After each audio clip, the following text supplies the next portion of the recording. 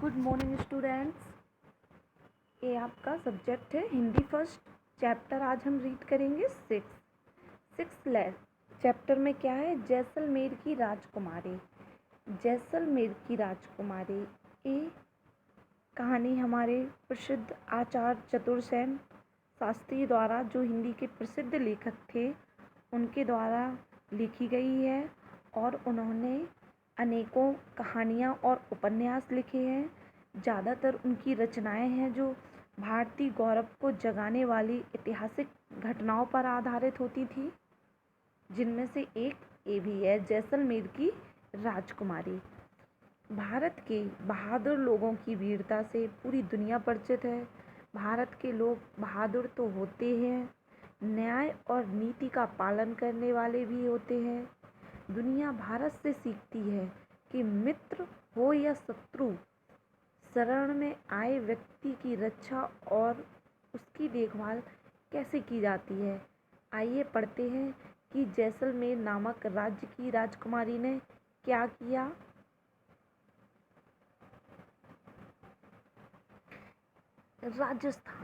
राजस्थान भारत के सबसे खूबसूरत राज्यों में से एक है। इसकी राजधानी क्या है? जयपुर।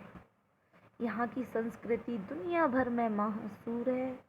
राजस्थान साहस, शौर्य, त्याग और बलिदान की भूमि के रूप में जाना जाता है। यहाँ पर ऐतिहासिक दुर्ग, महल, हवेलियाँ, कला, संस्कृति को समेटे हुए यह एक अनोखा राज्य है। रंग रंगीला राजस्थान अपनी नायाब खूबसूरती व रजवाड़ी शान के प्रतीक, किलों और महलों के लिए पूरे भारत देश में प्रसिद्ध है। आमेर का किला जयपुर नगर की सीमा में ही स्थित है और यहाँ पर बहुत सारे महल, शीश महल, चंद महल आदि महलों से घिरा एक राज्य है। जैसलमेर राजस्थान का सबसे खूबसूरत शहर है। जैसलमेर राजस्थान का सबसे खूबसूरत शहर है। जैसलमेर का किला 12वीं सदी के सुनहरे पत्थरों से बना है। सुबह जब सूर्य की किरणें इस किले के सुनहरे पत्थरों पर पड़ती हैं तो यह किला पीले रंग से धमक उठता है। सोने सी आभा के कारण इसे सोनार किला कहा गया है।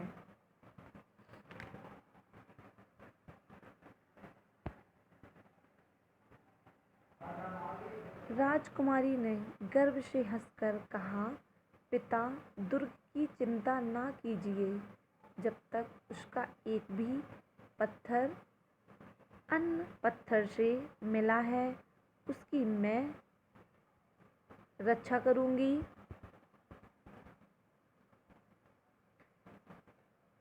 चाहे अलाउद्दीन कितनी ही वीरता से हमारे दुर्ग पर आक्रमण करे, आप निर्भय होकर शत्रु से लोहा लें।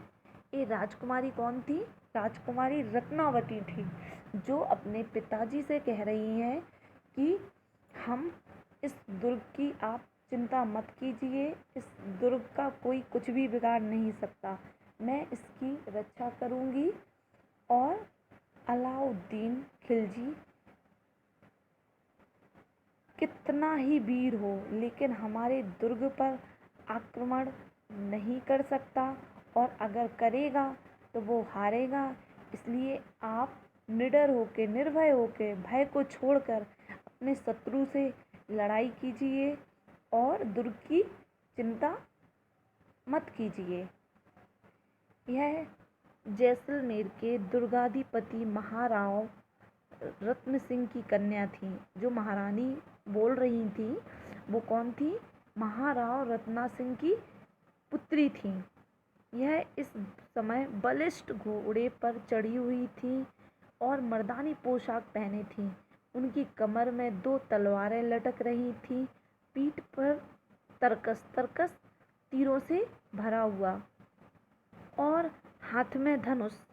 वह चपल घोड़े की रास को बलपूर्वक खींच रही थी, जो एक क्षण भी स्थिर रहना नहीं चाहता था।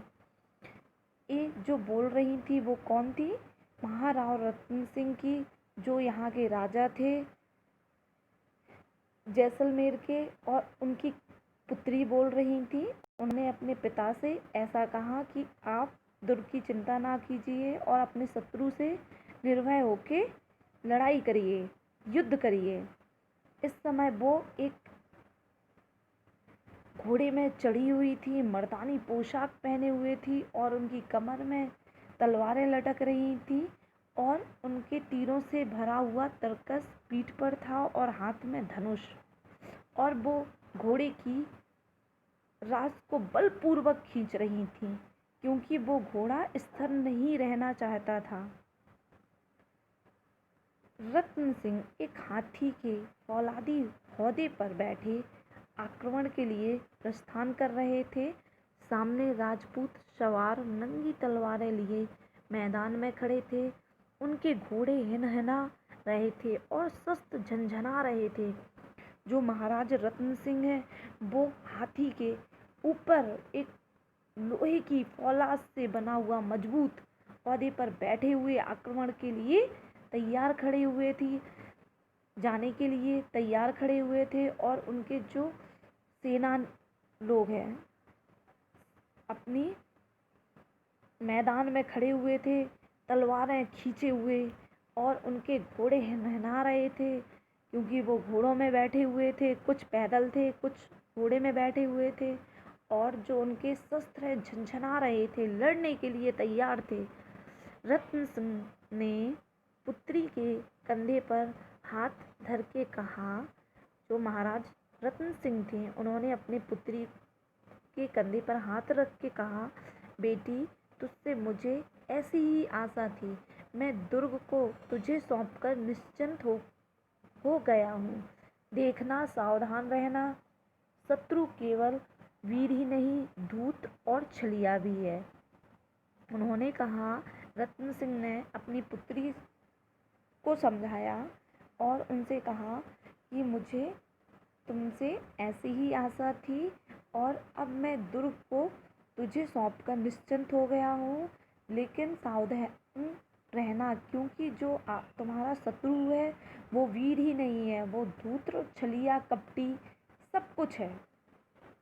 बालिका ने वक्र दृष्टि से पिता की ओर देखा और हंसकर कहा, नहीं पिताजी, आप निश्चिंत होकर प्रस्थान करें, किले का बाल भी बांका ना होगा।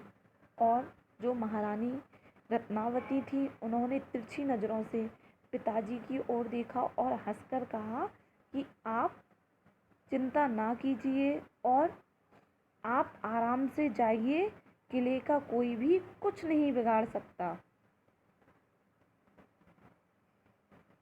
रत्न सिंह ने एक तीव्र दृष्टि अपने किले के धूप से चमकते हुए खंगूरों पर डाली और हाथी बढ़ाया।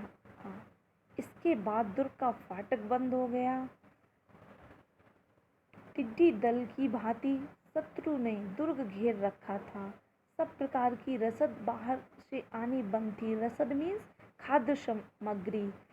राजा रत्न सिंह चले गए थे दुर्ग से। इसके बाद फाटक बंद हो गए और टिड्डी दल की भांति, यहाँ पे टिड्डी दल एग्जाम्पल दिया गया है शत्रुओं के लिए कि वो ऐसे फैले हुए थे जैसे टिड्डी दल फैला होता है।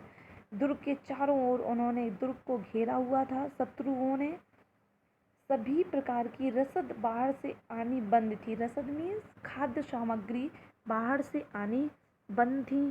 प्रतिदिन यवन दल मुसलमान, यवन मीन्स होता है मुसलमान, गोली और तीरों की वर्षा करते थे, पर जैसलमेर का अजय दुर्ग गर्व से मस्तक उठाए खड़ा था। यवन समझ गए थे कि दुर्ग विजय करना हंसी ठट्ठा नहीं है। राजनंदिनी रत्नावती अपने दुर्ग में